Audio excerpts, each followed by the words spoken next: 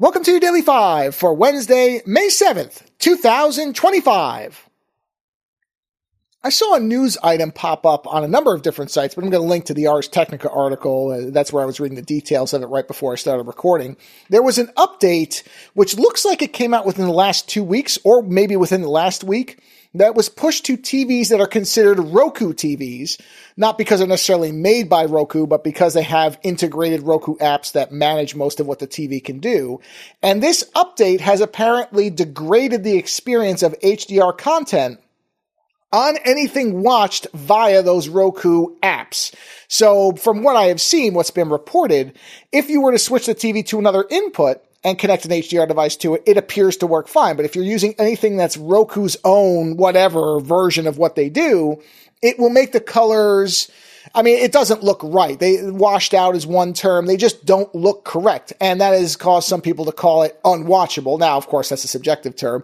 I remember the reason I left Roku is because content would randomly just cut to a purple screen, making it literally unwatchable. Whereas, don't get me wrong, I don't think that this is a good thing, but you still can see the image, but the colors are all off. It just does not look right. And so a lot of people are understandably upset, and Roku is gathering information on the problem. They've acknowledged at least some variation of this issue, but it appears, by all accounts, to be directly related to an unskippable update that was pushed to these network-connected TVs. So you weren't given the option to delay and wait and make sure there wasn't a problem with what they were pushing. You basically got this update, and suddenly things that worked yesterday didn't work today.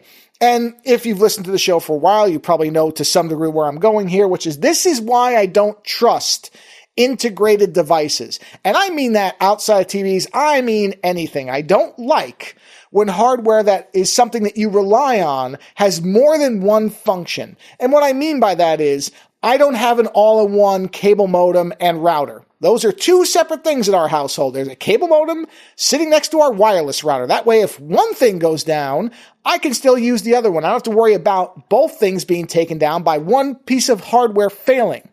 TV does not get connected to the internet. Absolutely not. It's never going to happen. And I try to apply that in as many places as possible. I don't like all-in-one anythings because they often can, like I said, the benefit, of course, is that you have things compartmentalized, less wiring, less connections. I understand all that, and obviously I'm not saying that anybody who uses all-in-ones is doing it wrong. You have to make the decision for yourself. But the problem with an all-in-one is, if it fails, you've lost all those functions. It's convenient when they work, certainly, but the minute that you lose one, it makes troubleshooting more difficult as well because you're trying to figure out which part of the system is not working properly. But the end result is nothing's going to work if this thing goes down. And so a TV, and I have seen TVs that are very aggressive about making you connect to the internet. Their TVs, Fire TVs are a good example. I have seen those where, boy, do they make it aggravating to not use Amazon stuff. And of course, that's why they tend to be cheaper. But if you can avoid connecting your TV to the internet, this is a perfect example as why. And honestly, there should be a regulation that makes it that a company cannot force you to update as soon as they start pushing it out. And this is exactly why. Anybody who's ever experienced these problems probably has a very, very smart approach to updating, which is, I'm going to wait at least a couple weeks, and I'm going to hang around the forums and make sure that whatever this benefit of this firmware update or whatever software update that they're providing, which honestly is often almost no benefit at all. They don't even always outline what they're fixing. They'll just say bug fixes or fixing software. But if they don't outline it, you really don't know what they're actually doing, and you don't know that it's actually benefiting you. It could be a software fix where they can't gather enough information from your network by connecting it to your TV. That's a bug fix technically, but it's for them, not you.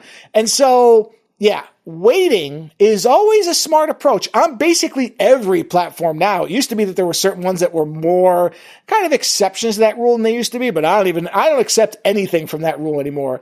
I am not updating anything when it first comes out. And anything that won't allow you to delay an update should be avoided. Even Windows, don't get me wrong, you're eventually going to have to update, but you can still push it off. So this is just a general PSA to people, and I don't think enough people really consider this. All-in-one devices are great in terms of convenience, but they can be a real headache if they ever fail. So consider whether that convenience is worth losing something that you might be relying on. And it might make you decide that all-in-one, not always the best choice. Later.